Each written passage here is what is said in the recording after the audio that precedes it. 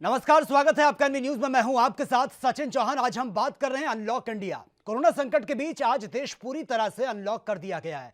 सुबह से हम देख रहे हैं सड़कों पर वाहनों की आवाजाही शुरू हो चुकी है। आज सुबह से हम देख रहे हैं कि लोग घरों से बाहर निकल रहे हैं। तस्वीरों को देखकर ऐसा लग रहा है मानो देश से कोरोना जैसी महामारी पूरी तरह से खत्म हो गई हो। लोग बिना डर के घरों से बाहर निकल रहे हैं, लेकिन इनमें से कुछ लोग ऐसे भी हैं जो अपनी जान के साथ साथ दूसरों की जिंदगी के साथ भी खिलवाड़ कर रहे हैं, यानी कि दूसरों की जिंदगी के लिए भी सबसे बड़ा खतरा बने हुए हैं। ये तस्वीरें आपके सामने हैं, लेकिन हकीकत तो यह है कि कोरोना जैसी महामारी अभी ना खत्म हुई है ना कम हुई है, जबकि मरीजों का यह आंकड़ा 1,90,000 भी क्रॉस कर चुका है। 24 घंटे में तमाम राज्यों से डराने वाले आंकड़े सामने आ रहे हैं। तस्वीरें आपके सामने हैं। आवाजाही पूरी तरह से शुरू हो चुकी है। जो गाइडलाइन जारी की गई है वो कहीं तो फॉलो की जा रही है, लेकिन कहीं उसकी खुलेआम धज्जियां उड़ाई जा रही हैं। ये तस्वीरें आप देखिए, दुकानें खुल चुकी हैं। इस तस्वीर को देखकर आपको यह अंदाजा बिल्कुल भी नहीं होगा, ऐसा लग रहा है कि मानो जैसे कोरोना जैसी महामारी पूरी तरह से खत्म हो चुकी हो। भारत में उसका कोई प्रकोप है ही नहीं, लेकिन हकीकत तो यह है कि 1,90,000 भी क्रॉस कर चुकी है मरीजों की संख्या। लोग बेफिक्र होकर घरों से बाहर निकल रहे हैं।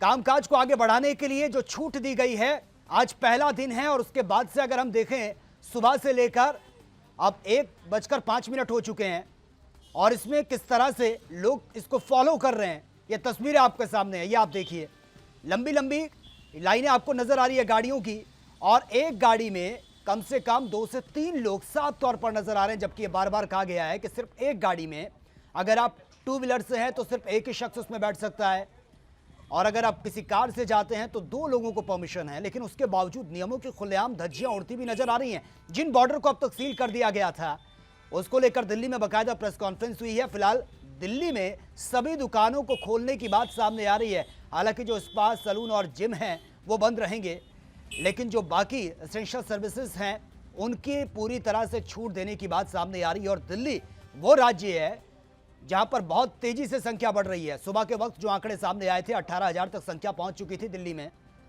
और महाराष्ट्र के बाद दिल्ली का ही नंबर आता है। और ऐसे में यह बड़ी छूट देना, अगर इसमें लापरवाही बरती गई तो आप अंदाजा लगा सकते हैं कि खतरा कितना बड़ा है। हालांकि रात भरी खबर यह भी है कि बहुत से लोग इससे रिकवर भी हो रहे हैं। आप देखिए, सभी चीज को सैनिटाइज करने का काम किया जा रहा है। जो दुकानें खुली हैं आज, इस खतरे से बचने के लिए पूरी तरह से सैनिटाइज किया जा रहा है। लेकिन कामकाज को आगे बढ़ाना है, जीविका को आगे चलाना है, और इसके लिए घरों से बाहर निकलना बहुत जरूरी है। लेकिन उसके बावजूद लापरवाही हम देख रहे हैं। बहुत से ऐसे लोग हैं जिन्होंने मास्क का इस्तेमाल तक नहीं किया है। खुलेआम सोशल डिस्टेंसिंग की धज्जियां भी उड़ती हुई नजर आ रही है। एक दुकान के बाहर लंबी लंबी भीड़ साफ तौर पर नजर आती है, जो ये इशारा कर रही है कि अब कोरोना का कोई डर इन लोगों को है ही नहीं। तो जो छूट दी गई है, या फिर अनलॉक इंडिया की अगर मैं बात करूं, तो इसका मतलब यह कतई नहीं है कि कोरोना जैसी महामारी पूरी तरह से भारत में खत्म हो चुकी है।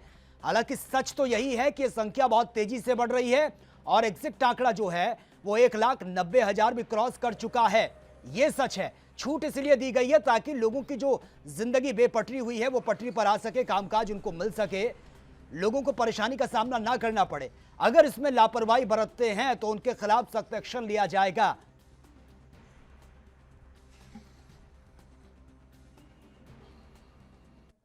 और वहीं आज से इंडिया अनलॉक है। लोगों का आवागमन शुरू हो चुका है, दुकानें खुल चुकी हैं, बाजार पहले जैसे रौनक साफ तौर पर बाजारों में नजर आ रही है। लेकिन इन सबके बीच सरकार के ऐलान के बाद लोगों की मिलीजुली प्रतिक्रिया भी सामने आ रही है। कोई इसे अच्छा फैसला बता रहा है, तो कुछ लोगों का कहना है कि सरकार थोड़ा जल्दबाजी कर रही है, सरकार को थोड़ा इंतजार करना चाहिए था। तमाम प्रतिक्रिया सामने आ रही है, वो भी सुन लेते हैं। अभी सरकार ने कुछ हमें रियायतें जो दी हैं, आहिस्ता आहिस्ता पहले थोड़ी देर के लिए खोला, फिर खोलते खोलते उसका समय बढ़ा दिया। लेकिन अब हम लोगों को थोड़ी सी इसमें प्रिकॉशन लेने पड़ेंगे, हमें सावधानियां बरतनी पड़ेंगी क्योंकि अब सावधानी में बचाओ है। तो जो सोशल डिस्टेंसिंग होगी, सैनिटाइज़र यूज़ करना है या मास्क है, तो हमारे का भिन्न अंग बन चुके हैं। तो मैं सबसे ये निवेदन करूँगा कि जितने भी लोग जो भी आते हैं सोशल नेटवर्क में, आपके इसमें जो खरीदारी में शॉपिंग करने के लिए आ रहे हैं, जैसे अब आज मंडी में खड़े हैं सुबह यहाँ पे, तो लोग आ रहे हैं तो अपना प्रिकॉशन खुद लें, सोशल डिस्टेंसिंग बना के रखें। हाँ ठीक है, अच्छा है।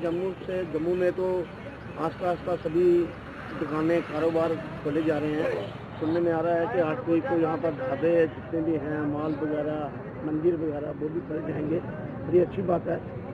जम्मू का तो रिजल्ट भी अच्छा रहा है। जम्मू लोकल में अभी तक कोई भी ऐसा केस नहीं आया था। जो भी लोग बाहर से आ रहे हैं, उनके टेस्ट हो रहे हैं, उनको पॉजिटिव आ रहा है। बाकी जम्मू के अंदर कोई ऐसा नहीं है। जम्मू बिल्कुल बढ़िया चल रहा था। और हम कहते हैं कि हम लोगों से भी अपील करेंगे आपके माध्यम से कि जितने भी लोग हैं सब अपने सावधानी बरतें, सैनिटाइजर लगाएं, मास्क लगाएं। और जो दुकानदार हैं उन भाइयों को भी हम अपील करते हैं कि जो भी ग्राहक आता है, ग्राहक से थोड़ा दूरी रहें, पैसे ठीक से लें और अच्छी तरह काम करें। जम्मू के अंदर हम चाहते हैं कि कुछ दिन के अंदर मंदिर भी खुल जाएंगे, और भी चीज़ें हो जाएंगी, तो बड़ा अच्छा सरकार जो है। अमृतसर में ऐसे आप देख रहे हैं 5-7 दिन से जो लोकल स्प्रेड है बहुत ज़्यादा है, इससे केस बहुत बढ़ रहे हैं। और अब जो हमारे दुकानदार भाई हैं वो इनका इसको रूल को अप्लाई नहीं कर रहे अपने दुकानों पर। और जो गवर्नमेंट ने इसलिए हमारे ABC कैटेगरी में बांट दिया, हमारी एक अच्छा डिसीजन है। तो केस कम हो जाएंगे और फिर खुल जाएगा सारा बाजार बाद में। ये एक अच्छा डिसीजन है। और इससे के साथ ही जो ये इस रूल को नहीं फॉलो करेगा दुकानदार, उनके खिलाफ कार्रवाई होनी चाहिए, उनका चालान काटना चाहिए, क्योंकि उनकी वजह से ही केस बढ़ रहे हैं और रश भी उनकी वजह से ही पड़ेगा। सर रूल तो सर प्रशासन की तरफ से है, प्रशासन ने तो किया हुआ, पर अमृतसर में इतने केस बढ़ चुके हैं, हमारी खुद की गलती है, ये नहीं कि प्रशासन की गलती है। उसके कारण क्या है, अभी हमारा A है, B भी खुल रहा है, C भी खुल रहा है। क्यों खुल रहा है? वाई? तो इसकी मतलब वो हमारी उल्लंघना कर रहे हैं, कानून की उल्लंघना कर रहे हैं। इसलिए आपको कुछ ना कुछ प्रशासन को सोचना चाहिए इसके बारे में, और कोशिश करनी चाहिए कि पुलिस को हिदायत देनी चाहिए कि आप आओ, और जो अगर A वाले तो A खोलें, B वाले तो B खोलें, तो सारी मार्केट खुल जाती है। क्या करें? तो ये जो प्रशासन ने फैसला लिया वो ठीक है कि जो भाई देखो, जैसे केस बढ़ रहे हैं इस हिसाब से तो सही लिया है। अगर केस बहुत ज़्यादा बढ़ रहे हैं, अभी भी आज कल भी सुना 4-5 निकल आए हैं, ऐसे हम जब ज़्यादा रश करेंगे तो प्रॉब्लम तो आएगी। सही फैसला प्रशासन का ये नहीं, प्रशासन का फैसला गलत नहीं है, पर कहने का मकसद है कि अगर हम लोग खुद ही इसकी उल्लंघना करेंगे तो हमसे पागल तो कोई नहीं होगा। सर मुझे ये लगता है कि ये अच्छा तो नहीं हुआ कि लॉकडाउन नहीं खोलना चाहिए था। जैसे ये मॉल वगैरह जो खोल दिए इन्होंने, ये तो गलती की है जी। भीड़ बढ़ेगी और बीमारी भी बढ़ने का खतरा रहेगा जी। अभी काफ़ी बढ़ रहे हैं केस रोज के रोज। हाँ बढ़ रहे हैं, वो बढ़ने नहीं चाहिए। तो अगर ये खोल देंगे तो और भी बढ़ने का खतरा रहेगा जी। तो ये मेरे हिसाब से वो ठीक नहीं किया जी सरकार ने। टेंशन कम्युनिटी खोल देनी चाहिए सर। हाँ जी, हाँ जी, वो तो जो है लोगों के लिए जो फैसिलिटी है वो तो उनको मिलनी चाहिए। तो ये जो लॉकडाउन इन्होंने खोल दिया है वो ठीक नहीं किया। जो मॉल वगैरह है ये नहीं खुलने चाहिए, सिर्फ ज़रूरी आइटमों की दुकानें जो है खुलनी चाहिए। सबसे पहले बीमारी का ध्यान रखना चाहिए। जो है ठीक है, अभी इकोनॉमी नीचे जा रही है, पर जो है ये मतलब इस हिसाब से केस बढ़ते जाएंगे अगर ये सारा खुलेगा तो। सोशल डिस्टेंसिंग जो है गवर्नमेंट कहती है मेंटेन करो, पर 25-30-40% बंदे ऐसे हैं जिनको किसी की बात की कोई समझ ही नहीं है, हर जगह तो रश लगा के खड़ जाते हैं। तो इससे क्या नुकसान होगा देश को आपको लगता है? बीमारी बढ़ेगी जी, नुकसान ही है। कल्ले सिर्फ एक्सटेंशन कम्युनिटी को छूट देनी चाहिए थी। कल्ले पैसे नूं तरजीह नहीं देनी चाहिए, पर जड़ा ना वो मतलब ये सब कुछ गलत है। इसके साथ थोड़ा रिस्क बढ़ने के चांसेस लग रहे हैं। तो है तो चिंता का विषय ही है ये। इतनी जल्दी नहीं खोलने चाहिए थे, अभी थोड़ा देखना चाहिए था। केस तो रोज बढ़ रहे हैं, कोरोना के रोज डेली बढ़ रहे हैं, इसलिए थोड़ा इसके ऊपर एक बार विचार करना चाहिए। और हम लोगों को भी थोड़ा ध्यान दे के अगर खोले हैं तो बहुत कॉशियस होकर चलना पड़ेगा। आपको लगता है कि लोग कॉन्शियस होकर चलते हैं? चलते नहीं हैं, यही तो एक चिंता का विषय है। लेकिन हमें बहुत कॉन्शियस होकर चलना पड़ेगा। अपना सोशल डिस्टेंस और जैसे मास्क सारा ये रखना पड़ेगा। दोबारा सोचना चाहिए इसके ऊपर। सोचना पड़ेगा इसको। सोच रहे होंगे, शायद सोचेंगे भी, क्योंकि केस तो रोज बढ़ रहे हैं, तो इसके लिए इनको सोचना पड़ेगा। कहाँ जाना था आपको? कापासड़ा बॉर्डर से आ रहे हैं, सेक्टर 11 नोएडा जाना है। यहाँ पहुँचे तो क्या कहा गया आपको? उन्होंने कहा कि बॉर्डर सील है, किसी को अंदर आने नहीं दिया जाएगा। जबकि ऐसा पहले भी था, लेकिन पहले आने जाने दे रहे थे। सैटरडे तक आने जाने दे रहे थे, तब भी बॉर्डर सील था और आज भी बॉर्डर सील है, लेकिन आज ये न्यूज़ वाले खड़े हो गए हैं, इसलिए सबको मना कर रहे हैं, किसी को भी जाने नहीं। जाना था आपको? उत्तम नगर से आ रहे हैं, नोएडा जाना था, सेक्टर 74। किस काम से? बिल्डिंग वहाँ पे है, बनाती है कंपनी हमारी, सुपरटेक कंपनी है। अभी आप यहाँ बॉर्डर पहुँचे तो क्या कहा आपने? कुछ भी नहीं कहा, उन्होंने कहा कि इधर से वापस चले जाओ। आपके पास पास नहीं है? पास है, कंपनी का पास है। इन्होंने क्या कहा दिखाने के बाद? कुछ नहीं देखा भी नहीं इन्होंने तो कुछ, बस यहीं पे खड़े हैं सब लोग। बहुत बढ़िया लगा। लॉकडाउन के बाद पहली बार यहाँ आके एकदम ऐसा लगा जैसे हम स्वर्ग में आ गए हैं। और सीधे स्नान हमने यहीं आके किए हैं और ये अपने आप में एक अनूठा अनुभव भी था और कोई हमारा विशेष कार्य था। हमारे नाना जी का स्वर्गवास हुआ था, उसके अस्थि विसर्जन के लिए आए थे, तो वो कार्यक्रम भी अच्छे से सफल हुआ और यहाँ आके नहाने के बाद एक अच्छा पुण्य एहसास हमारे हुआ और वही साथ हम लेके जाएंगे हमारी यादों के साथ। क्या भीड़ कैसी थी, क्या किस तरह का कम डिस्टेंसिंग? है, लोग समझदार हैं, यहाँ की सिक्योरिटी, यहाँ की व्यवस्था वाले भी बहुत अच्छे हैं। सोशल डिस्टेंसिंग का लोग काफ़ी पालन कर भी रहे हैं और यहाँ के सिक्योरिटी वाले उनको करवा भी रहे हैं बात बात पे। कुछ एक लोग जो बिना मास्क कवर पहने नहाने के बाद दिख रहे हैं, उनको भी बोल रहे हैं। मेरे को भी अभी टोका गया है कि भैया आप नहा लिए, अब स्नान हो गया, मास्क कवर भी आप लगा लीजिए, फेस कवर लगा लीजिए। करता हूँ, रेगुलर स्नान करता हूँ यहीं ब्रह्मकुंड में ही। बाकी ये पहली बार देखा मैंने ज़िंदगी में ऐसा, ना भविष्य में ऐसा कभी हो, न कभी भूतकाल में देखा। गंगा जी से यही प्रार्थना करते हैं कि सबको सुख शांति रहे, कि देश से ये व्याधि दूर हो, समस्त ब्रह्मांड के अंदर शांति हो। आज हर आदमी परेशान है सिर्फ एक वायरस से, और इस वायरस की शांति ये भी सरने वाली सिर्फ गंगा जी करती है। तो हम गंगा जी से प्रार्थना करते हैं कि अगला दशहरा जो हम सब देखें, बड़ी सुख शांति और समृद्धि से देखें, किसी के घर में कोई व्याधि ना हो, कोई व्यक्ति परेशान ना हो। इस वक्त ये मीडिया और पुलिस ये अपनी जान हथेली पे रख के घूम रहे हैं घरों में, इनके अलावा तीसरा आदमी कहीं नहीं है। भाई साहब, गंगा घाट बिल्कुल सूखे पड़े हैं जी, यात्री नहीं आ रहे जी। उसको किस तरह से देखते हैं? मतलब जब घरों में रखा हुआ लोग खा रहे हैं, यहाँ तक कि जल के अंदर रहने वाले जीव सब परेशान हैं। असलियत में अगर हम बैकग्राउंड में तो भारत आज पूरी तरह से अनलॉक हो चुका है। तमाम मिलीजुली प्रतिक्रिया भी सामने आ रही है। कुछ लोगों का कहना है कि अभी थोड़ा इंतजार करना चाहिए था सरकार को, क्योंकि इस महामारी में इतनी छूट देना कहीं ना कहीं ये खतरा बढ़ सकता है। बहुत से लोग ये भी कह रहे हैं कि रोजगार लंबे समय से ठप पड़ा था, अब तो सब कुछ की छूट मिल चुकी है। यानी कि इस वायरस के साथ हमें जीना होगा, कामकाज को आगे बढ़ाना होगा, लेकिन ये नहीं भूलना होगा कि संख्या बहुत तेजी से बढ़ रही है, क्योंकि ये 2 लाख के आसपास पहुंचने वाली है। 1,90,000 भी क्रॉस कर चुकी है मरीजों की संख्या, और कितने लोगों ने 24 घंटे में अब तक दम तोड़ दिया है। और मरने वालों की अगर हम बात की जाए तो यह भी 5,000 के आसपास पहुंचने वाली है। देश भर का यह आंकड़ा मैं आपको बता रहा हूं। तमाम राज्यों से डराने वाले आंकड़े सामने आ रहे हैं। अनलॉक हुआ है भारत, लेकिन अगर इसमें लापरवाही बढ़ती गई तो स्थितियों को कंट्रोल करना भी बहुत मुश्किल हो जाएगा। इसी पर ही आज हम चर्चा कर रहे हैं। मेरे साथ स्टूडियो में मौजूद हैं राजनीतिक संपादक चंद्रशेखर त्रिशूल जी हैं। सर, स्वागत है आपका।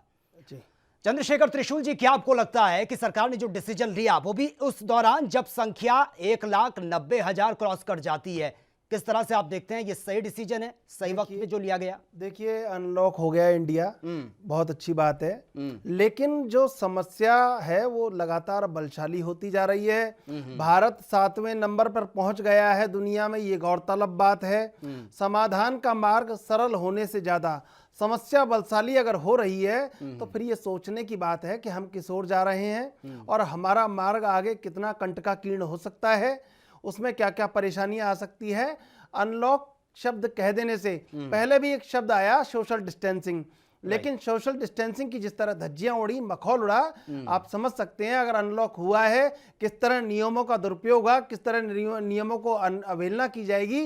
और अगर यह अवहेलना बड़े स्तर पर हुई तो इसके गंभीर परिणाम WHO भी लगातार कह रहा है, देश में लगातार जिस तरह मामले बढ़ रहे हैं, दुनिया में हम 7वें नंबर पर पहुंच गए हैं, फिर अवलोकन करना होगा कि अनलॉक का अर्थ क्या है। सचिन। बिल्कुल बिल्कुल चंद्रशेखर जी, लेकिन अगर सुबह से लेकर अब तक की हम तस्वीरें देखें, तमाम लोगों के सामने परेशानी भी सामने आ रही है। जिन लोगों के लिए छूट दी गई है वो लोग इतने डरे हुए हैं, उनकी तरफ से यह भी कहा जा रहा है कि सरकार को अभी थोड़ा रुककर डिसीजन लेना चाहिए था। लेकिन हम तस्वीरें देख रहे हैं, ऐसा लग रहा है कि मानो जैसे कोरोना जैसी महामारी थी ही नहीं, लोग इतने बेफिक्र होकर घरों से बाहर निकल रहे हैं।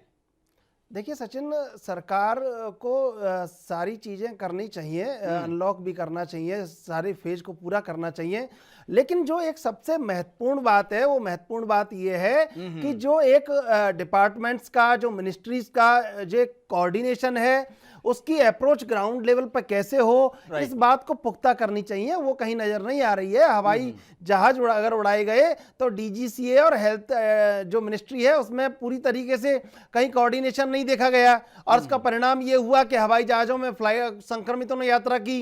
अगर रेल मंत्रालय, पीएमओ और आपस में जिस तरह हेल्थ मिनिस्ट्री है, अगर इनका कोऑर्डिनेशन होता तो रेल मंत्रालय में वो दिक्कत नहीं आती कि 40 रेलें रास्ता भटक के कहीं पहुंच जाती हैं। जी। जो रेल 2 दिन में पहुंचनी थी वो 9 दिन में पहुंची। तो ये तमाम चीजों को देखना होगा। आगे आप अनलॉक करने जा रहे हैं। लेकिन चंद्रशेखर जी, ये चीज भी हमें समझ में आती है कि लंबे वक्त तक सब कुछ बंद नहीं किया जा सकता, क्योंकि लोगों की जो जिंदगी है वो बेपटरी होती नजर आ रही है। लेकिन अगर ये डिसीजन लिए हैं सरकार ने तो जाहिर सी बात है कि अपना आप तो नहीं लिए होंगे, एक्सपर्ट की सलाह ली होगी। लेकिन सच ये है कि धरातल पर जिस तरह की गाइडलाइन का जिक्र होता है वो नजर नहीं आती। अरे सचिन, सबसे बड़ी बात यह है कि वो एक्सपर्ट है कहाँ। वो एक्सपर्ट जो सलाह दे रहे हैं वो ये सलाह क्यों नहीं दे रहे हैं कि भैया मजदूर गाइडलाइन पढ़ना नहीं जानता आपके 60 पेज की। हेल्थ मिनिस्ट्री की आपने ट्विटर पे व्हाट्सएप डाला है, आपने उसको कहीं डाला है तो उसको मजदूर पढ़ना नहीं जानता, रिक्शे वाला पढ़ना नहीं जानता, रिक्शे वाले को नहीं समझ में आता। रिक्शे वाले को ये पता है कि हमें खाना कैसे मिलेगा। जो गरीब, जो भूखा श्रमिक है उसको नहीं पता आपकी गाइडलाइन का। उसको स्थानीय स्तर पर कैसे सुविधा मुहैया होगी, उसके संकट का समाधान कैसे होगा, सारी बातें इसके ऊपर दारोमदार करती हैं। आप गाइडलाइन जारी करने से कुछ नहीं होगा। ग्रास रूट लेवल पे, ग्राउंड लेवल पे अगर वो सुविधा मुहैया होती है तब सरकार की उपयोगिता है, तब लोकतंत्र की उपयोगिता है। बिल्कुल चंद्रशेखर जी, लेकिन ये तो दुर्भाग्य है ना कि अगर जिस तरह से गाइडलाइन का जिक्र होता है, और यही सवाल अगर हम किसी स्पोक्स पर्सन से पूछ लें किसी भी पार्टी के, तो वो कहते हैं कि ये तो रिस्पॉन्सिबिलिटी राज्य सरकार की बनती है, हमने तो गाइडलाइन जारी कर दी, फॉलो करवाना उनकी रिस्पॉन्सिबिलिटी है। वो वहां से गेंद को दूसरे के पाले में डाल देते हैं। तो कहीं ना कहीं आम इंसान इसमें पिसता हुआ नजर आता है। आपके पास मैं आऊंगा, संवाददाता पुनीत मोहन इस वक्त लखनऊ से हमारे साथ फोन लाइन पर बने हैं, उनसे पूछ लेते हैं अब तक की अपडेट। पुनीत, जिस तरह से आज पहला दिन है अनलॉक का, सुबह से लेकर अब तक की जो तस्वीरें हैं, फिलहाल क्या कुछ अपडेट है आपके पास? लोग फॉलो कर भी रहे हैं, तस्वीरों को देखकर क्या आपको लग रहा है कि लोगों को अब समझ में आ रहा है कि खतरा बहुत बड़ा है? देखिए, सीधे तौर पर सचिन, आज अनलॉक 1 का पहला दिन है और कई चीजों में छूट दी गई है। परिवहन की सेवाएं उत्तर प्रदेश में शुरू हो गई हैं, हालांकि अभी अंतर जनपदीय हैं। एक जिले से दूसरे जिले के लिए बस मिलेगी। टेम्पो टैक्सी जो चलती हैं उनको जो लिमिटेड सीटें हैं उसके आधार पर परमिशन दी गई है। और सीधे तौर पर सरकारी ऑफिसों में अब अटेंडेंस जो थी, यानी कि जो 33% और 50% लोग आ रहे थे, अब वो ज्यादा से ज्यादा लोग आ रहे हैं। और सीधे तौर पर कामकाज को बढ़ावा देना सरकार का मुख्य मुद्दा है। लेकिन अगर हम बात करें जनता की जागरूकता की, तो इस छूट का लॉकडाउन 4 से ही जनता गलत फायदा उठा रही है। और आज भी जिस तरीके से पहला दिन अनलॉक 1 का हुआ और सड़कों पर जाम की स्थिति है, कईयों के चेहरे पर के मास्क नहीं है, तो कई सोशल डिस्टेंसिंग का पालन करते नजर नहीं आते। साप्ताहिक मंडी पर बंदी जरूर है, लेकिन पुनीत, जिस तरह से आप बता रहे हैं कि लोग खुलेआम अभी भी सोशल डिस्टेंसिंग की धज्जियां उड़ा रहे हैं, तो ये तो बहुत गंभीर विषय है। अगर छूट दी गई है तो इसका मतलब ये नहीं है कि महामारी पूरी तरह से खत्म हो गई है। अगर इसी तरीके से हालात बने रहे तो फिर तो कंट्रोल करना बहुत मुश्किल हो जाएगा। देखिए, ज्यादा दिन तक सचिन किसी भी उद्योग धंधे को, व्यापार को बंद नहीं रखा जा सकता और सरकार को आज नहीं कल तो सब खोलना ही पड़ेगा। ऐसे में लोगों को स्वयं जिम्मेदारी लेनी होगी और एक जिम्मेदार नागरिक होने का फर्ज निभाना होगा। सरकार लगातार अपील कर रही है मास्क लगाने का, सोशल डिस्टेंसिंग बनाने का, लेकिन लोग मानने को तैयार नहीं है। और यही न मानना लोगों का भारी पड़ता हुआ नजर आ रहा है कि भारत आज 7वें स्थान पर पहुंच गया है। लेकिन पुनीत, इसी से जुड़ा सवाल मैं पूछना चाहूंगा। आपने सोशल डिस्टेंसिंग का जिक्र किया, ये हम तब से सुनते आ रहे हैं जब पहला लॉकडाउन हुआ था, और उसके बाद से अब तक किस तरीके से इसको मजाक बनाकर रख दिया है लोगों ने। लेकिन अब सवाल यह है कि आप इतना बड़ा डिसीजन ले लेते हैं कि एकदम से कहते हैं सब कुछ या फिर पूरा भारत अनलॉक हो गया, जो लंबे समय से लॉकडाउन था। क्या इससे समझा जाए कि अब सरकार ने हाथ खड़े कर दिए हैं कि भैया अब ये समझ लो कि इस महामारी के साथ हमें जीना है? जी बिल्कुल सचिन, सीधे तौर पे सरकार ने वर्स्ट इम्यूनिटी की तरफ सबको छोड़ दिया, यानी कि जितने बीमार होंगे उनका सबका इलाज होगा और सीधे तौर पर नए केसेस भी आएंगे, क्योंकि कोई भी चीज अब बंद नहीं। तो पुनीत मैं क्या समझूं, फिर मैं क्या समझूं जो गाइडलाइंस है वो महज एक फॉर्मेलिटी बनकर रह गया है कि हम तो गाइडलाइन जारी कर देते हैं, सिर्फ अगर हमसे पूछा जाएगा तो हम बता देंगे कि भैया ये रूल रेगुलेशन थे, इन्होंने फॉलो नहीं किया, इस वजह से संख्या बढ़ी है। यानी कि महज एक फॉर्मेलिटी है। जब सख्ती से इसका पालन नहीं हो रहा है ग्राउंड धरातल पर जो तस्वीरें हम देख रहे हैं। ये बिल्कुल जिस तरीके से गाइडलाइन निकाली जा रही है इसे एक सलाह ही मान लीजिए। और सीधे तौर पे जब तक इनका धरातल पर सख्ती से जिला प्रशासन, हर एक जिले का प्रशासन गांव से लेकर शहर तक अगर सख्ती से पालन नहीं कराता तो ये महज एक मजाक बन के रह गई है। और एक सलाह है, सरकार ने सलाह दे करके सबको अपने जिम्मे छोड़ दिया है कि आप अपनी सुरक्षा स्वयं करें। और सीधे तौर पर बिल्कुल पुनीत, आप लाइन पे बने रहिए। चंद्रशेखर जी, किस तरह से ये मजाक चल रहा है? शुरुआत में आपने भी कहा था कि सोशल डिस्टेंसिंग एक महज एक मजाक बनकर रह चुका है, लेकिन अब पुनीत बता रहे हैं कि लोगों ने मास्क तक नहीं लगाए हैं, भीड़ साफ तौर पर नजर आ रही है। देखिए यही बात है सचिन, मैं पहले भी कह रहा था, पुनीत आप भी मेरी बात को सुन रहे होंगे। तमाम जो चीज़ें हैं, गाइडलाइन जो आप जारी कर रहे हैं, रिक्शे वाले को नहीं पता भैया गाइडलाइन उसमें क्या लिखा है। 60-70 पेज जो आपने निकाले हैं, स्टेट में और सेंट्रल में क्या डायलॉग हुआ है, रिक्शे वाले या मजदूर या अनपढ़ श्रमिक को नहीं पता है। स्थानीय प्रशासन जब तक चाक चौबंद नहीं होगा, उसकी सुविधा के इंतजाम नहीं होंगे, जो वहाँ पे नागरिक है, जो मजदूर है, तब तक कानून महज मखौल है। कानून एक कहने सुनने के लिए है, और अगर कानून कहने सुनने के लिए है तो लगातार जिस तरह भारत 7वें नंबर पर पहुंच गया है, आगे देखना होगा कि स्थिति कैसी होती है। अनलॉक कहने से, लॉकडाउन करने से निष्कर्ष पे हम कहां पहुंच रहे हैं, रोकथाम कितनी हो रही है, इस बात पर जोर देना होगा सचिन। बिल्कुल पुनीत, लेकिन जिस तरह से अभी चंद्रशेखर जी ने कहा है कि लोगों को नहीं पता जो गाइडलाइन जारी होती है कैसे फॉलो करना है, लेकिन उस गरीब तबके को, या फिर मैं ये कहूं कि जो बिल्कुल इलिटरेट हैं, जो इंटीरियर एरियाज में रहते हैं, उन लोगों को अवेयर करने के लिए सरकार की तरफ से कुछ ठोस कदम उठाए गए हैं, या फिर ये बड़े बड़े ऐलान हो जाते हैं और ये थोप दिए जाते हैं कि इसको फॉलो करो?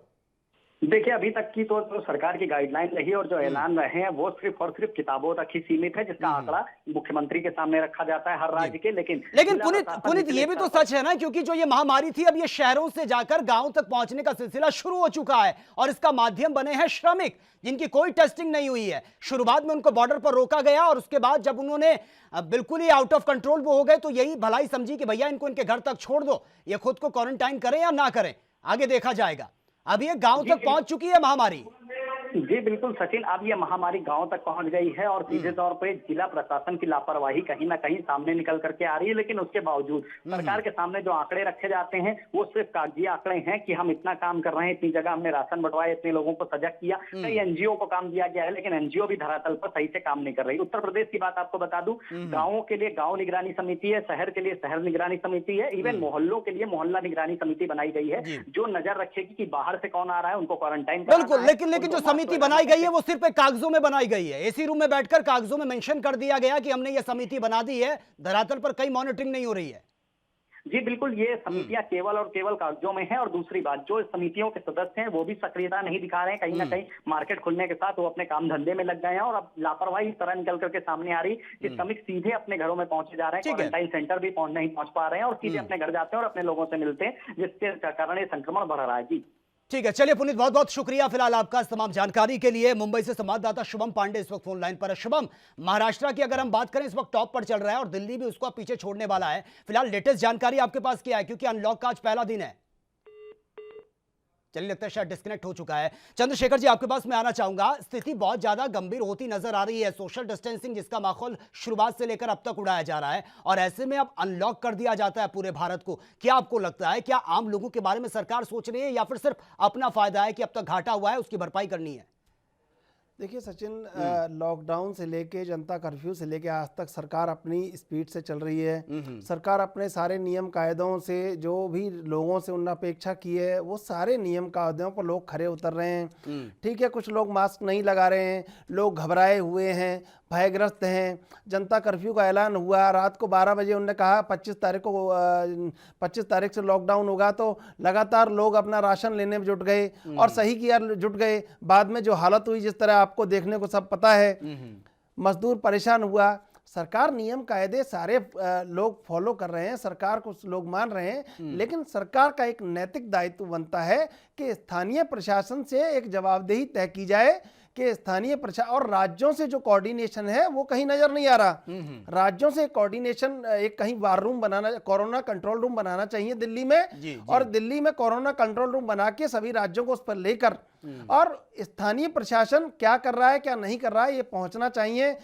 बना है, सब हुआ है, सारे मंत्री, प्रभारी मंत्री सब लगाए हैं केंद्र सरकार ने, लेकिन जो असर होना चाहिए वो नहीं हो पाया। बिल्कुल, धरातल पर वो तस्वीरें नजर नहीं आ रही। आपके पास मैं आऊंगा चंद्रशेखर जी। संवाददाता शुभम पांडे मुंबई से इस वक्त हमारे साथ फोन लाइन पर है। शुभम, फिलहाल महाराष्ट्र के बारे में क्या कुछ अपडेट है आपके पास, क्योंकि अनलॉक का आज पहला दिन है, सुबह से लेकर अब तक क्या कुछ तस्वीरें नजर आ रही हैं?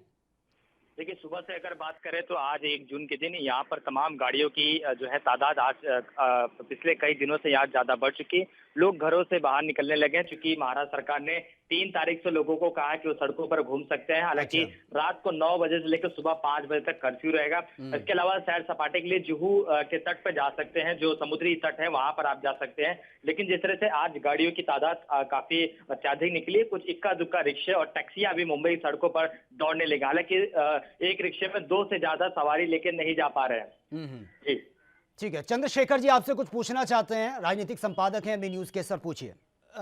शुभम, जिस तरह अब टीवी सीरियल की और तमाम फिल्मों की शूटिंग की जिस तरह अनुमति दी गई है, और मुंबई जिस तरह से एक बहुत एपिक सेंटर बना हुआ है, मुंबई में लगातार मामले बढ़ रहे हैं, पुलिस में मामले कोरोना संक्रमण के बढ़े हैं, आप किस तरह देखते हैं अनलॉक होने के बाद स्थिति कहाँ पहुंचेगी? देखिए, जिस तरीके से महाराष्ट्र सरकार ने यहाँ पर नॉन कंटेनमेंट जोन में फिल्मों की शूटिंग के लिए परमिशन देगी है, लेकिन सोशल डिस्टेंसिंग बना के रखना है।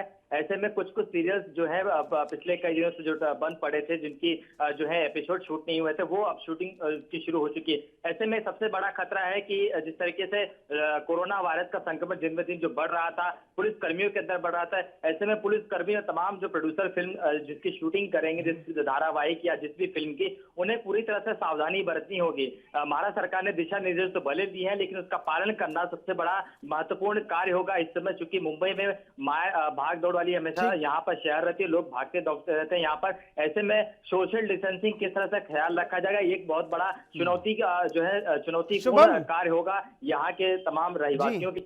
शुभम, जिस तरह भीड़ भरा माहौल मुंबई में रहता है, लगातार भीड़ का हर जगह भीड़ देखी जाती है, रेल, बस स्टेशन, तमाम जगह, लोकल ट्रेन्स में, तो अब ये जो भीड़ कहीं वहाँ आसपास के जो गांव हैं, जो बाहरी इलाके हैं, वहाँ से जब मुंबई आएगी और इस तरह का जो आवागमन होगा, आपको लगता है सोशल डिस्टेंसिंग जैसे नियमों का पालन हो पाएगा, या जो सरकार ने गाइडलाइन जारी की है उसको फॉलो करके काम कर पाएंगे लोग? जीवन अगर सुचारू हुआ तो क्या दिक्कतें आ सकती हैं? देखिए, अगर जिस तरह से सबसे बड़ी दिक्कत है सोशल डिस्टेंसिंग, हालांकि लॉकडाउन था तभी भी लोग सोशल डिस्टेंसिंग का और लॉकडाउन का पालन नहीं कर पा रहे थे। ऐसे में जब यहाँ पर थोड़ी बहुत रियायत दी जाएगी तो कहीं न कहीं एक मन में खतरा मंडराता रहेगा कि आखिर कैसे सोशल डिस्टेंसिंग का पालन किया है। क्योंकि मुंबई की लोकल ट्रेन वहां पर बहुत लाखों की तादाद में वहां पर लोग एक स्थान से दूसरे स्थान पर सफर करते हैं, वहां पर तो सोशल डिस्टेंसिंग की बात ही आप भूल जाइए, वहां पर खड़े रहने के लिए जगह नहीं मिलती। तो कहीं न कहीं महाराष्ट्र सरकार इस बात की भी चिंता है उसे कि अगर लॉकडाउन खुलता है या रियायत दी जाती है तो लोग इस सोशल डिस्टेंसिंग का किस तरह से ख्याल रखेंगे और कोरोना संक्रमण पर कैसे लगाम लगाएंगे। ये मुश्किल इस वजह से क्योंकि मुंबई में बहुत सारे लोग रहते हैं और अब जो गांव गए थे वो लोग यहाँ पर वापस आने के लिए जो है टिकटों की बुकिंग शुरू कर दी है। तो कुछ ही दिन में मुंबई में जिस तरह से लोग पहले रहते थे वापस यहाँ पर आने की उम्मीद अब जताई जा रही है। ठीक है, चलिए शुभम, बहुत बहुत शुक्रिया फिलहाल आपका तमाम जानकारी के लिए। पश्चिम बंगाल से संवाददाता शांतनु बनर्जी इस वक्त फोन लाइन पर है। शांतनु, पश्चिम बंगाल जो हमेशा से एक राजनीति का पॉइंट बना हुआ है, जिस पर हमेशा से राजनीति होती आई है, फिलहाल क्या कुछ अपडेट है आपके पास? क्योंकि अनलॉक का आज पहला दिन है, स्थितियां कुछ सुधरती भी नजर आ रही हैं या फिर अभी भी सवाल उठ रहे हैं? नहीं, एक्चुअली देखिए, सबसे बड़ी बात जो सामने आ रहा है, अभी आम जनता लोगों के साथ, हम कहीं भी लोगों के साथ हम बात कर चुके हैं, पश्चिम बंगाल का जो परिस्थिति धीरे धीरे जा रहा है, तो आम जनता ने ऐसे ही बोल रहे हैं कि खुद इटाली और अमेरिका जैसी लाश सड़क पर पड़े रहेगा, उठाने के लिए नहीं रहेगा। क्योंकि अभी पश्चिम बंगाल का जो फिलहाल परिस्थिति है, कई जिला से मतलब सबसे जो अहम खबर आ रहे हैं, कई जिला से पॉजिटिव मरीजों का संख्या धीरे धीरे बढ़ते जा रहा है।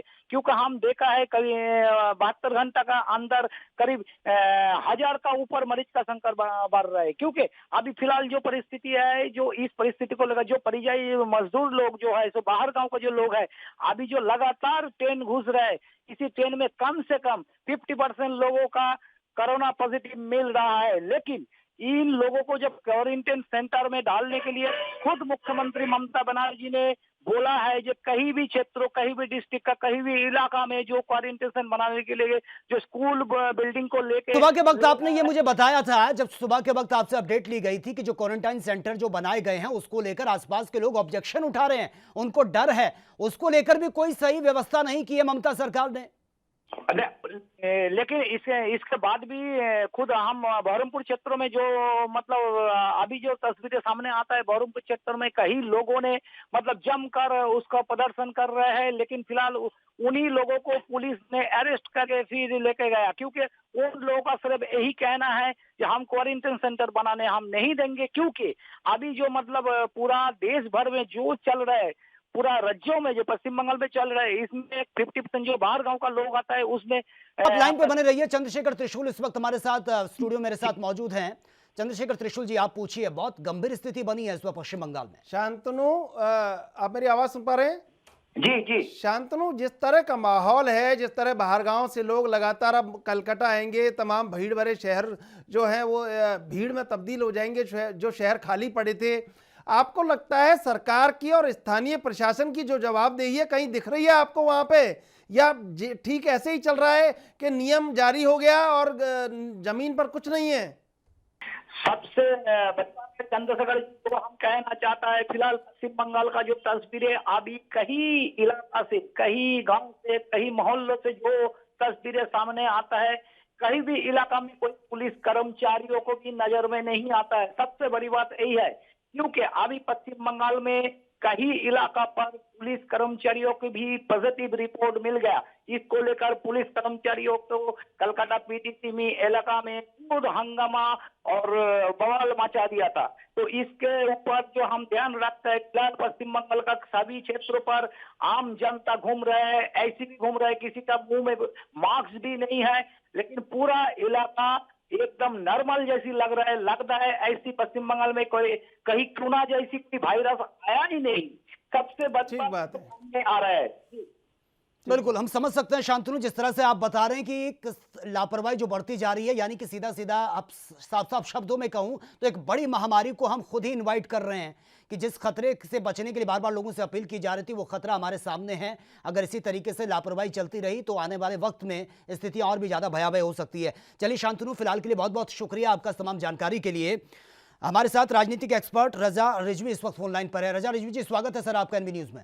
नमस्कार सर जी। सर, जिस तरह से हम देख रहे हैं कि पूरा भारत आज अनलॉक हो चुका है, जो अब तक लॉकडाउन था अब वो एकदम से अनलॉक में तब्दील कर दिया है, आपकी प्रतिक्रिया जानना चाहूंगा सर। देखिए, एक तो जैसे अभी आपने खुद बताया कि कम से कम 1,80,000 90,000 आपने बताया कि देश में जो है वो कोरोना के जो है पेशेंट हैं। 90,000 भी क्रॉस कर चुकी है मरीजों की संख्या। हाँ, लेकिन हमें ये बड़ी दिक्कत है चैलेंज के लोगों से कि आप मरीज की संख्या तो 2 लाख बता रहे हैं, लेकिन कितने मरीज ठीक हुए? 90,000 मरीज ठीक हुए, उन ठीक की संख्या घटा करके आप नहीं बताते कि साहब अब जो है वो 90,000 कम के 1,10,000 मरीज कोरोना के हैं। ये जो भयावह स्थिति आप देते हैं। नहीं रजा रिजवी जी, हम बार बार अपडेट कर रहे हैं कि राहत भरी खबर ये भी है कि कई लोग इससे रिकवर भी हो चुके हैं। हम बार बार ये भी लोगों को अवेयर कर रहे हैं इस चीज को लेकर। नहीं सर, मैं वर्तमान हालात के बारे में पूछ रहा हूँ ना, क्योंकि आप संख्या बता रहे हैं। रजा रिजवी जी, मैं वर्तमान हालात के बारे में पूछ रहा हूँ कि जो ये अनलॉक हुआ है भारत, इसको लेकर आपकी प्रतिक्रिया क्या है? क्या आपको लगता है कि सही समय पर सही डिसीजन सरकार ने लिया है या फिर थोड़ा इंतजार करना चाहिए था? देखिए, उसी बता रहा हूँ, जो कोरोना वायरस है वो कोरोना वायरस की क्षमता कमजोर हुई है। अच्छा, उस तरीके से अटैक नहीं कर रहा है जो शुरुआती दौर में अटैक था। तो जो लॉकडाउन हटा है ये ठीक है, ये अच्छा है। अच्छा। और ये होना चाहिए, और ये बहुत सही, बहुत राइट टाइम पे हुआ है। ये जरा से दिक्कत ये है कि जो लोगों को सोशल डिस्टेंसिंग बना के रखना है वो जिम्मेदारी है, जो मास्क लगाना है वो जिम्मेदारी है। ये छोटी छोटी जिम्मेदारी अगर इंसान अपने ऊपर ले लेगा तो देश से कोरोना भागेगा और हिंदुस्तान जीतेगा, कहीं कोई परेशानी नहीं होगी। ठीक है रजा रिजवी जी, आप हमारे साथ बने रहिए। राजनीतिक संपादक हैं एनबी न्यूज के चंद्रशेखर त्रिशूल स्टूडियो मेरे साथ मौजूद हैं, वो आपसे कुछ पूछना चाह रहे हैं। रजा रिजवी जी, तमाम आंकड़े जो सरकार बता रही है वही मीडिया बता रहा है, एक बात। दूसरी बात यह है कि सोशल डिस्टेंसिंग का भी पालन लोग कर रहे हैं, जितना हो सकता है कर रहे हैं, लेकिन सरकार ने जो नियम कायदे जारी किए हैं उनका आम आदमी ने पूरी तरह पालन करने की जो भरसक प्रयास हो सकता है वो किया है। लेकिन सरकार के नियम कायदे, अब सरकार लोगों की भी अपेक्षा रहती है कि नियम कायदों के अलावा जो स्थानीय स्तर पर जो राहत पहुंचनी है वो उतनी राहत नहीं पहुंच पा रही है। इसको किस नजरिए से देखें? अनलॉक हो रहा है, सरकार जो भी कहती है लोग मान रहे हैं, लेकिन अब सरकार का ये धर्म भी है कि स्थानीय स्तर पे वो राहत अगर पहुंच जाए और लोगों को ये पता चल जाए आगे जिंदगी कैसे सुचारू होगी, तो लोग उसमें मदद करने में आगे आने को तैयार हैं। लेकिन ये होगा कैसे? देखिए चंद्रशेखर तिश्री, जो आप गांव तक सामान पहुंचने की बात कह रहे हैं, उस पर तो मैं आपको बताऊंगा भी। दूसरे जो मरीज रजिस्टर्ड होते हैं, उन मरीजों की लिस्ट क्यों नहीं दी जाती कि साहब आज 10,000 मरीज, तो उनका नाम दीजिए, उनके बाप का नाम दीजिए, उनका मोबाइल नंबर दीजिए, लिख दीजिए मौलवीगंज चौक लखनऊ, एड्रेस दीजिए। ये तो कौन, एक चीज ये होगी, ये कौन कर रहा है सर? अरे ये करना चाहिए सरकार भाई। कहीं भी एडमिट हो रहे हैं मरीज कोरोना के, उनका नाम पता लिखा जा रहा है, press conference daily central government करती है, स्टेट करती है, वो नाम दे कि साहब आज ये 50 मरीज, ये नाम है, ये पता है। ये क्यों नहीं दिया जाता है? अगर ये दिया जाए तो हम जान जाएंगे कि मौलवीगंज में भाई ना जाओ, वहाँ पर जो है वो रेड जोन है, क्योंकि वहाँ 10 अरे रजा रिजवी जी नाम दे देंगे। अगर नाम दे देंगे तो फिर राजनीतिक सियासत शुरू हो जाएगी, ये उस धर्म का है, ये उस धर्म का है। आप तो देख रहे हैं राजनीतिक विश्लेषक की भूमिका में है, जिस तरह देश में बिना धर्म के भी जो हुआ है कोरोना में, वही बहुत ज्यादा हो गया। अब अगर नाम दे देंगे तो और लफड़ा हो जाएगा। मैं ये नहीं होगा, स्थिति साफ हो जाएगी, आदमी के दिमाग में जहन में आ जाएगा कि इस एरिया में मत जाओ, रेड जोन है, वो ठीक एरिया नहीं है। दूसरा, आप जो गांव तक चीज पहुंचने कह रहे थे, ये सही है कि सरकारें अपनी तरफ से जो प्रयास कर रही हैं वो कर रही हैं, लेकिन गांव में उस तरीके से चीजें नहीं पहुंच पा रही है। जो राशन है, जो राशन पहुंचना चाहिए, वो राशन ठीक तरीके से वहाँ गांव के किसानों को, गांव के मजदूरों को नहीं मिल पा रहा है। इसलिए 500-500 रुपया उत्तर प्रदेश सरकार ने दिया 2 बार, 1,000 रुपया जो क्वारंटाइन मरीज होते हैं उनको 1,000 रुपया देते हैं, और उनको जो है खाने का पैकेट देके देते हैं। क्वारंटाइन में जो आता है 14 दिन के लिए उसको भोजन देते हैं, पानी देते हैं, सब कर रहे हैं, सरकारें कर रही हैं, ऐसा नहीं है। लेकिन आपको मैं बताना चाहता हूँ कि कई ऐसे अधिकारी हैं जो फोन नहीं उठाते हैं। अगर आप फोन कीजिए, तो यही तो पूछ रहे हैं, आप राजनीतिक विश्लेषक है, यही तो पूछ रहे हैं कि ये कैसे होगा। सरकार को सुझाव बताइए। बताता हूँ, बनारस के डिस्ट्रिक्ट मजिस्ट्रेट, मैंने उनको फोन किया, वहाँ जो कुछ बनारस में लोग कुछ 4-5 फंसे हुए थे, उनको जाना था गोरखपुर। मैंने फोन किया, उनके पीए ने फोन उठाया 2 बार, लेकिन हमारी बात डीएम से नहीं हो पाई। हमारा ये कहना है कि इस टाइम जो भी अधिकारी से बात करेगा चंद्रशेखर जी, वो परेशान होगा। वो कोई बहुत खुशी से फोन नहीं करेगा जिलाधिकारी को कि साहब हमें कोटा चाहिए, हमें परमिट चाहिए, हमें फलाना चीज चाहिए, हमें फलानी मदद चाहिए। हर आदमी परेशानी में फोन करता है। अगर डीएम साहब फोन नहीं अटेंड कर सकते हैं तो एडीएम को अधिकृत कर दें, एडीएम नहीं कर सकते एसडीएम को अधिकृत कर दीजिए। अरे सर ये हेल्पलाइनों के नंबर मिला के तो लोग परेशान हो गए। समस्या बताएंगे, समस्या का निवारण होगा। जिन हेल्पलाइन नंबरों का आप जिक्र कर रहे हैं, अच्छा रिस्पांस वहां से नहीं मिलता, लोग परेशान हो चुके हैं उन नंबरों को डायल करके, लेकिन एक्सटेंड कर दिया जाता है, कोई पॉजिटिव रिस्पांस नहीं मिलता। सर आपके पास मैं आऊंगा। खेमचंद शर्मा बीजेपी प्रवक्ता इस वक्त हमारे साथ फोन लाइन पर हैं। खेमचंद शर्मा जी, सर स्वागत है आपका एनबी न्यूज में। सर, जिस तरह से ये अनलॉक आज भारत को कर दिया गया, पहला दिन है, तस्वीरें हम देख रहे हैं, सड़कों पर चहलकदमी शुरू हो चुकी है, और जो सोशल डिस्टेंसिंग है उसकी धज्जियां तो पहले भी उड़ रही थी, अभी भी उड़ रही हैं। किस तरह से आप देखते हैं इसको? देखिए, अनलॉक करने का मतलब है कि आज हमारा जो देश है वो बेटर प्रिपेयर है हेल्थ केयर फैसिलिटीज में। अच्छा, मतलब कोरोना मुक्त हो चुका है भारत? नहीं सर, आप मेरे को बोलने दीजिए तो अच्छा रहेगा ना। आपने प्रश्न किया है, जो हेल्थ केयर की फैसिलिटीज थी जिस समय लॉकडाउन हुआ जी। खेमचंद शर्मा जी, आप रखिए अपनी बात सर। खेमचंद शर्मा जी, आपको मेरी आवाज मिल पा रही है सर? खेमचंद शर्मा जी, आपसे दोबारा से कनेक्ट होने की कोशिश हम करेंगे, आपकी आवाज ब्रेक हो रही है, प्रॉपर हम तक नहीं पहुंच पा रही है। अभी के लिए फिलहाल आपसे क्षमा चाहूंगा। चंद्रशेखर जी, जिस तरह से वो बता रहे हैं कि स्थितियां बेहतर हुई हैं और इस वजह से शायद ये डिसीजन लिया गया है, क्या आपको लगता है? आगे हम उनसे पूछेंगे, हालांकि आवाज ब्रेक हो गई है। क्या लगता है? बेहतर हुई है, उसका तो परिणाम आपको पता ही चल रहा है। भारत 7वें नंबर पर पहुंच गया है। लगातार कल जिस तरह केस मिले, आज जिस तरह लगातार रिकॉर्ड तोड़ वृद्धि बढ़त हुई है केसों में, ये तमाम चीजें देखने की हैं। सचिन के आप जिन नियम कायदों की बात कर रहे हैं, तमाम चीजों की बात कर रहे हैं। बिल्कुल चंद्रशेखर जी, आपको रोकना चाहूंगा। खेमचंद शर्मा जी इस वक्त हमारे साथ फोन लाइन पर बने हैं। खेमचंद शर्मा जी, उस वक्त आपकी आवाज ब्रेक हो रही थी, अब अपनी बात रखिए आप। देखिए, मैं ये कह रहा था कि जिस समय लॉकडाउन शुरू हुआ था, हमारा देश पूरी तरीके से प्रिपेयर नहीं था, ना ही हमारी जनता को इसके बारे में अवेयरनेस थी। अब मेरे को लगता है कि जनता भी अवेयर है, जनता भी जानती है कि अपने आप को सुरक्षित रखने के लिए किस तरीके से उनको अपना जो दिनचर्या है उसमें चलाना है। दूसरा, उस हमारी वक्त जो सवाल ये हेल्थ उठ रहे थे कि फैसिलिटीज जिस वक्त कोरोना की महामारी थी उस वक्त भारत में नमस्ते ट्रंप चल रहा था। ये तमाम विपक्षी पार्टियों की तरफ से सवाल उठाए जा रहे हैं। नहीं, देखिए जो डिस्ट्रक्टिव लोग हैं, जो नेगेटिव नहीं बोला ना कि हम प्रिपेयर नहीं थे उस वक्त जब ये महामारी फैली थी और ना ही लोगों को अवेयरनेस था। आप बात समझिए, नमस्ते जब ट्रंप चल रहा था उस समय हमारे देश में समस्या नहीं थी। हमारे देश में जो फैसिलिटीज हैं जितनी चाहिए थी उससे ज्यादा थी। लेकिन ये महामारी हमारे यहाँ पे सभी जानते हैं कब हमारे यहाँ पे स्टार्ट हुआ और किस तरीके से बढ़ी और किन तत्वों की वजह से बढ़ी। तो अब हमारी जो फैसिलिटीज है, हेल्थ फैसिलिटीज बेहतर है। हम इस सिचुएशन में है कि अगर इससे भी वर्स्ट सिचुएशन। शर्मा जी, आप लाइन पे बने रहिए। एएनबी न्यूज के राजनीतिक संपादक चंद्रशेखर त्रिशूल भी इस वक्त मेरे साथ स्टूडियो में मौजूद हैं, वो आपसे कुछ पूछना चाह रहे हैं। खेमचंद जी, आप मेरी आवाज को सुन पा रहे हैं? हाँ जी। खेमचंद जी, आप कह रहे हैं सब ठीक है, महामारी बढ़ी। मैं आपसे पूछना चाहता हूं कि 2 लाख केस अभी तक हो पाए हैं 65-70 दिन में। 2 लाख लोगों की व्यवस्था इतनी बिगड़ गई, अगर ये केस 10-20 लाख होते तो क्या होता भारत में? और व्यवस्था अगर सुचारू होती तो मजदूर क्यों चलते सड़कों पे? और अधिकतर राज्यों में आपकी सरकारें हैं और फिर भी सुप्रीम कोर्ट ने आपको बुलाया और सुप्रीम कोर्ट ने कहा कि राज्यों की जिम्मेदारी तय की जाए। सब कुछ अच्छा था, उसके बावजूद भी डीजीसीए की और हेल्थ मिनिस्ट्री की गाइडलाइन जारी होने के बाद भी कोरोना संक्रमितों ने हवाई जहाजों में यात्रा की करके। एक नहीं है, आप एक एक करके मैं आपको आंसर देता हूँ। आप रुकिए, आप बोलते रहेंगे फायदा नहीं होगा ना। मैंने आपको सरलता से सुना, ठीक है। आपने सबसे पहले के बावजूद भी कोरोना संक्रमित व्यक्तियों ने आप देखिए इस बीमारी का 100% डिटेक्ट हुई, 100% टेस्ट अमेरिका में भी नहीं। अमेरिका में अभी बोला गया कि जो 50% टेस्ट हो रहे हैं वो शायद गलत टेस्ट हो रहे हैं। तो स्क्रीनिंग होती है, थर्मल स्क्रीनिंग होती है, सर्टिफिकेट मांगा जाता है। तो इसमें आप ये नहीं कह सकते कि किसी व्यक्ति में लक्षण नहीं हो सकते। तो इसमें बहुत बड़ी लैप्सेस है, ऐसा नहीं है।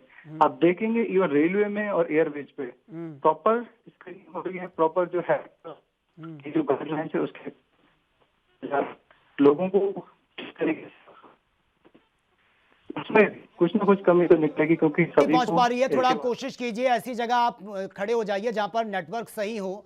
आपकी आवाज प्रॉपर नहीं पहुंच पा रही। जितना मुझे समझ में आया, आपने कहा कि रेलवे और एयरवेज में बहुत प्रॉपर तरीके से स्क्रीनिंग हो रही है। चंद्रशेखर जी, आपको क्या लग रहा है? थर्मल स्क्रीनिंग का जिक्र कर रहे हैं वो, अगर प्रॉपर होता सब कुछ तो वहां पर भी ये केस सामने नहीं आते। सचिन, देखिए अमेरिका की बात करना बेकार है, हम अपने हिंदुस्तान की बात करें। हिंदुस्तान में क्या हो रहा है, हिंदुस्तान में क्या नहीं हो रहा है। सबसे बड़ी बात देखने की यह है कि जहां आपने जो व्यवस्था चलाई, आपके पास बहुत बड़ा वैकल्पिक समय था, सारी व्यवस्थाएं रुकी हुई थी। अब जब आपने रेल शुरू की, पहले भी देश में 50,000 रेल चल रही थी, 22-23 हजार गाड़ियां पैसेंजर ट्रेन चल रही थी, बाकी कार्गो ट्रेन चल रही थी, मालगाड़ियां चल रही थी। ऐसा नहीं था कि आज ही चलाई, कोई 70-80 साल में, 100-200 साल में आज ही चलाई, चल रही थी वो। लेकिन आपने उसमें से 100-200 ट्रेन चलाई और उसको भी आप कोऑर्डिनेट नहीं कर पाए, वो भी 2 दिन की 9 दिन में पहुंची। तो फिर प्रश्न उठता है और उन प्रश्नों से सरकार को कतराना नहीं चाहिए, उनका जवाब देना चाहिए। फिर आपने हवाई जहाज चलाए, अगर आप एयरपोर्ट पे सारी जांच करने के बाद भी उसमें कोरोना संक्रमित दिल्ली से लुधियाना पहुंच जाता है, तो ये प्रश्नवाचक है कि नहीं है व्यवस्था के लिए? बिल्कुल चंद्रशेखर जी, लेकिन सवाल ये भी है ना, जिस तरह से वो जिक्र कर रहे थे कि सब कुछ प्रॉपर चल रहा था, हमने देखा है। अगर हम रेलवे की बात करें, शुरुआत में तो कहा कि लिमिटेड जो मजदूर हैं, प्रवासी मजदूर, उनको ही बिठाया जाएगा। जब लगा कि मजदूरों की संख्या तो बहुत ज्यादा है और उनके प्लान करने का सिलसिला जारी है, तो आनंद फानन में उनको ट्रेनों में भरा गया और कोशिश यही की गई है कि भैया इनको इनके घर तक छोड़ दिया जाए, कहीं ऐसा ना हो कि हम पे सवाल उठें और फिर आने वाले वक्त में स्थितियां खराब हो जाए। देखिए सचिन, एक मतलब बहुत ऐसी बात है संवेदनशील कि अगर ये जितने नियम कायदे निकले, अगर उतने अधिकारी इस बात में ध्यान दे लेते कि ग्रास रूट लेवल पर कैसे हम इफेक्टिव हों, कैसे एक एक व्यक्ति तक मदद पहुंचे और कैसे राज्य सरकारों से कोऑर्डिनेशन किया जाए, तो शायद इतनी समस्या नहीं होती। चंद्रशेखर जी, आपके पास मैं आऊंगा। रजा रिजवी जी भी इस वक्त हमारे साथ फोन लाइन पर बने हैं। रजा जी, क्या आपको लग रहा है खेमचंद जी जिस तरह से अपनी बातें रख रहे थे, कितना आप समर्थन करते हैं? लगता है आपको कि हाँ, जो वो बातें बोल रहे थे कि हमारी तो बहुत अच्छी सुविधा थी और हमने शुरुआत में ही बहुत अच्छे स्टेप ले लिए थे? देखिए, ऐसा है कि पूरे देश के लोगों ने इस लॉकडाउन में बहुत ही अच्छे तरीके से सहयोग किया। वो छोड़ दीजिए कि बांद्रा में कुछ लोग निकल आए और कुछ लोग जो है वो नोएडा में निकल आए और कुछ लोग मेरठ में निकल आए। 135 करोड़ की आबादी में अगर मान लीजिए 1 लाख आदमी निकल आया, 2 लाख, तो एक और बड़ी बात नहीं है। अच्छा। लेकिन बधाई देना चाहिए हमारे भारत की आम जनता, जबकि लिटरेसी परसेंटेज हमारा उतना नहीं है, साक्षरता का दर जो अमेरिका और ब्रिटेन का और फ्रांस का और इटली का है, उन लोगों को देखते हुए हमारी साक्षरता का प्रतिशत दर कम होते हुए भी हिंदुस्तानियों ने बहुत ही अमन से, सुकून से लॉकडाउन का पालन किया है। मैं तो खुद देखता था लखनऊ में लोग स्वयं नहीं निकलते थे, अगर बहुत जरूरी काम नहीं हुआ तो वो नहीं निकलते थे। ये सही है कि कोरोना वायरस से हिंदुस्तान में लोगों को परेशानी शुरू में हुई, उसके बाद सरकार ने लॉकडाउन किया, लॉकडाउन के बाद लोग निकले नहीं। अच्छा। उसके 1.5-2 महीने अच्छा रजा रिजवी जी, जिन्होंने सड़कों पर दम तोड़ा, जिनकी सड़कों पर नहीं जिन्होंने सड़कों पर दम तोड़ा या फिर जिनकी डिलीवरी सड़कों पर हुई, क्या वो हिंदुस्तान के नहीं थे? बिल्कुल हिंदुस्तान के थे, इसमें कोई दो राय नहीं। तो आप कह रहे हैं कि लॉकडाउन जब हुआ तो उसके बाद कोई घर से बाहर ही नहीं निकला? नहीं, मैंने तो बताया पहले भी कही कि जो है नोएडा में कुछ लोग निकले, कुछ लोग बांद्रा में निकले, कुछ लोग जो है दिल्ली के बॉर्डर पे निकले। मैंने पहले कहा ऐसा नहीं कि नहीं निकले लोग। और देखिए, आपको मैं बताना चाहता हूँ, अभी हिंदुस्तान के अंदर कहीं जो श्रमिकों की जो है तो रही होगी। रजा जी क्यों निकले? रजा जी मैं आपसे पूछना चाह रहा हूँ कि क्यों निकले, उनके पीछे कोई वजह भी तो रही होगी। अगर सारी फैसिलिटीज किसी को मिल रही है तो वो क्यों निकलेगा? हाँ, उनकी वजह भी जान लीजिए। उनकी वजह यह है कि हमारे चैनल के भाइयों ने अच्छा कुछ दिन पहले जमाती इतना चिल्ला दिया कि उसके बाद वो मजदूर डर गए कि भैया आप क्या करें, हम भी अपने घर जाएं, घर भागें, क्या करें, कैसे नहीं रजा रिजवी जी, वो जमातियों से नहीं डरे थे। शुरू कर दिया। नहीं, वो जमातियों से नहीं डरे थे, वो डरे थे भूख से कि कोरोना तो बाद में अटैक करेगा, उससे पहले हम भूख से दम ना तोड़ दें। वो भूख से डर रहे थे। देखिए, क्योंकि आप कह रहे थे कि घर में कैद रहिए, स्टे होम, स्टे सेफ। कहा था कि अपने घरों में रहिए सचिन जी, बाहर मत निकलिए, ये सरकार ने कहा। हमारे पीएम ने कहा कि जो जहां है वो घर में रहे, घर में रहे। बिल्कुल। और ये भी कहा था कि सबके घर में राशन भी पहुंचेगा। तो जब कहा, ये भी कहा गया था कि सबके घर में राशन भी पहुंचेगा। ये भी कहा, सुनिए, ये भी कहा उन्होंने। उसके साथ साथ ये भी कहा कि साहब जो जहां नौकरी कर रहा है उनको वहां से निकाला नहीं जाएगा। अच्छा। उनके नौकरी वाले उनको निकालेंगे नहीं और वो वहीं रहेंगे और उनकी जो है नौकरी नहीं ली जाएगी। उनको जो है वो तनख्वाह दिया जाएगा, जो किराए पे रह रहे हैं। पर ऐसा हुआ नहीं रजा जी, ऐसा हुआ नहीं। कई लोगों को मकान मालिकों ने बाहर निकाल दिया। ऐसा हुआ नहीं, कई लोगों को मकान मालिक ने बाहर निकाल दिया। कई कंपनियां ऐसी हैं जिन्होंने सैलरी तक नहीं दी है, उन चीजों की मॉनिटरिंग नहीं हुई है। चंद्रशेखर जी आपसे कुछ पूछना चाह रहे हैं। रजा जी, चंद्रशेखर जी आपसे कुछ पूछना चाह रहे हैं। जी, जो तस्वीर आप दिखा रहे हैं, आप राजनीतिक विश्लेषक हैं, आपको ये बताना चाहिए देश को कि देश में जो हुआ है, अगर सरकार की इच्छा शक्ति प्रबल होती, सरकार का समन्वय, कोऑर्डिनेशन प्रबल होता, सरकार अगर ठीक मार्ग पे होती तो ये नहीं होता जो देश में हुआ है। लेकिन आप तो जिस तरह बता रहे हैं, जिस तस्वीर को, उससे लगता है कुछ हुआ ही नहीं देश में। और जो किया है मीडिया ने किया है। मजदूरों को घर से निकालने में मीडिया ने रोल निभाया। मजदूरों को यह कहा कि आप अपने घर भाग जाओ। आपने अभी आरोप लगाया मीडिया पर। हमारा कोई मीडिया पर कोई आरोप आपने नहीं कहा कि चैनल वाले भाइयों ने, तो चैनल वाले भाइयों ने नहीं निकाला। चैनल वाले भाई तो जिम्मेदारी निभा रहे हैं पूरी तरीके से देश में। एएनबी लगातार इस मामले को उठा रहा है कि मजदूरों पर किस तरह सियासत हुई है, मजदूरों पर किस तरह अत्याचार हुआ है, मजदूरों की किस तरह जान गई है। मीडिया ने अपना पूरा धर्म निभाया है। धर्म निभाने में अगर राजनीतिक दलों की कमजोरी रही है तो उसकी जिम्मेदारी मीडिया की नहीं है।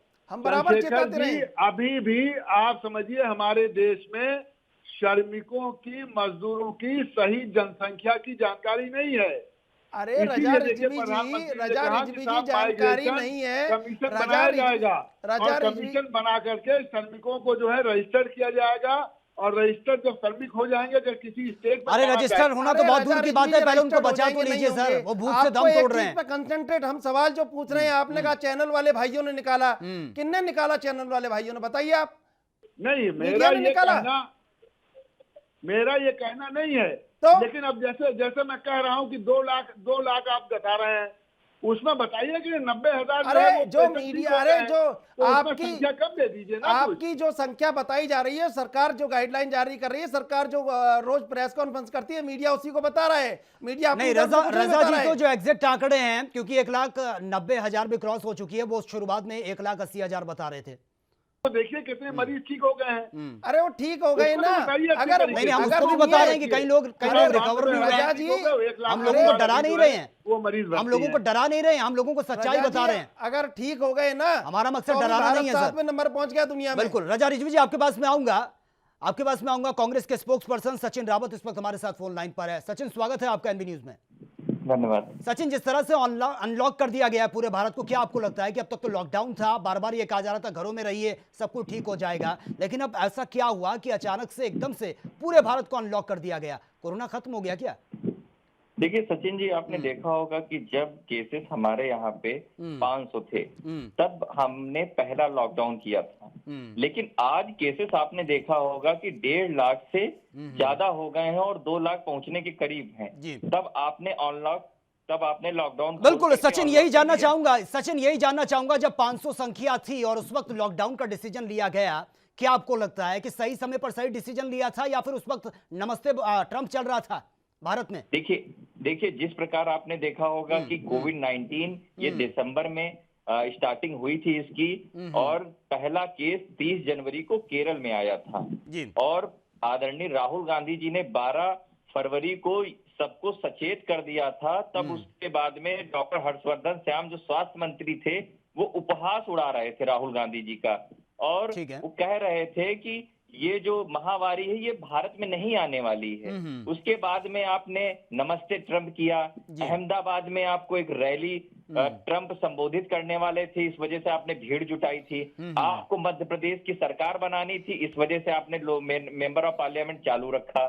आपने लॉकडाउन ऐसे समय पे किया जब जो है केसेस हमारे यहाँ पे लगातार बढ़ते हुए जा रहे थे, और उसको भी आपने बिना चरणबद्ध तरीके से उसको किया नहीं। आप आए बिल्कुल, लेकिन सचिन, प्रधानमंत्री नरेंद्र मोदी कहते हैं कि जब हम बाहरी देशों से खबरें सुन रहे थे कि वहां पर कोरोना की रफ्तार बढ़ रही है, तो हमने जो एयरपोर्ट थे उनको पूरी तरह से सील कर दिया, यानी कि कोई फ्लाइट बाहर से आई ही नहीं। तो ये कोरोना कहां से पैदा हुआ?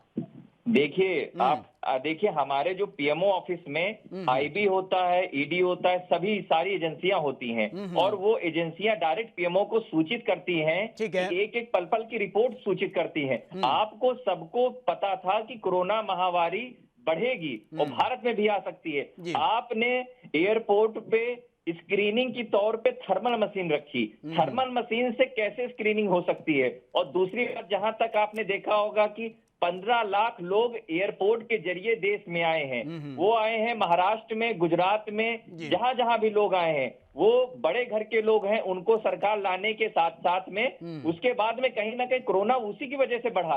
और जब आप ठीक है सचिन, आप लाइन पे बने रहिए। राजनीतिक संपादक हैं एनबी न्यूज के चंद्रशेखर त्रिशूल, वो आपसे कुछ पूछना चाह रहे हैं, समय का अभाव है।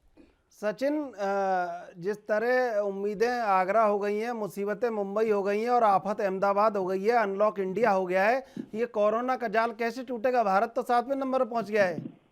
देखिए अभी मैं आपको बताना चाहूंगा, जिस प्रकार एम्स के जो डायरेक्टर साहब गुलेरिया साहब हैं, उन्होंने पहले तौर पे ही सरकार को चेताया है। उन्होंने कहा है कि ये महामारी जून और जुलाई में ये और ज्यादा बढ़ेगी, भयावह रूप लेगी। अभी तो केसेस बढ़ रहे हैं ना। मुझे तो यही लगता है कि अगर आंकड़े आपने अनलॉक कर दिया है, अब तो जो कोविड-19 की जो महामारी है वो और तेजी से फैलेगी। जिस प्रकार आपकी टेस्टिंग इतनी स्लो है, टेस्टिंग आप कर नहीं पा रहे हैं, आप सिर्फ और सिर्फ आत्मनिर्भर की बात बता रहे हैं। पूरा भारत आज से नहीं, हम लोग सालों साल से आत्मनिर्भर रहे हैं, लेकिन आज प्रधानमंत्री जी को विपक्षी दलों की जो सुझाव है उनको मानना चाहिए। हम लोग लगातार कह रहे हैं कि आप टेस्टिंग बढ़ाइए, आप जो गरीब तबका, श्रमिक तबका। नहीं सचिन, लेकिन आपको कांग्रेस को लेकर तो सवाल ये उठ रहे हैं कि सहयोग करने की बजाय राजनीति तलाश रही है कांग्रेस। देखिए सचिन जी, आपने देखा होगा जिस प्रकार पहली कॉन्फ्रेंस में आदरणीय राहुल गांधी जी ने स्पष्ट कह दिया है कि राजनीति करने का कोई विषय नहीं है, सारे दल सरकार के साथ में है, लेकिन सरकार सुझाव माने तो। सरकार कोई सुझाव लेती नहीं है। अच्छा। आप एकदम से कोई चीज थोप देते हैं, वो इसी वजह से तो ये स्थिति हो गई है। मजदूर हमारे 80 से ज्यादा ट्रेन में सफर करते, खत्म हो गए, ट्रेन डाइवर्ट हो गई हैं, बसें अपना रास्ता नहीं घर नहीं पहुंच पा रही हैं, बसें नहीं ढूंढ पा रही हैं अपना रास्ता। तो आम आदमी की जो बात करते हैं प्रधानमंत्री जी, कल मैं सुन रहा था मन की बात में, कई बातें उन्होंने की, लेकिन उन्होंने ये नहीं बताया कि टेस्टिंग हम लोग कैसे बढ़ाएं। इसके लिए कम से कम उनको मन की बात में बताना चाहिए था ना कि लोग जो टेस्टिंग हो रही है उसको रफ्तार उसकी बढ़ाई जाए। बिल्कुल बिल्कुल सचिन, आपको रोकना चाहूंगा। चंद्रशेखर जी, आपका कोई सवाल हो क्योंकि समय बहुत कम है। सचिन देखिए, जिस तरह से अब अनलॉक हुआ है इंडिया, सिनेमा घर, जिस तरह से टीवी सीरियल की शूटिंग चालू हो गई है, तमाम चीजें चालू हो गई है, आपको लगता है कि संक्रमण कैसे रुकेगा? और लोग जिस तरह पालन नहीं कर रहे हैं, सरकार तो लगातार कह रही है, लेकिन जमीन पे क्या हालात है इस समय?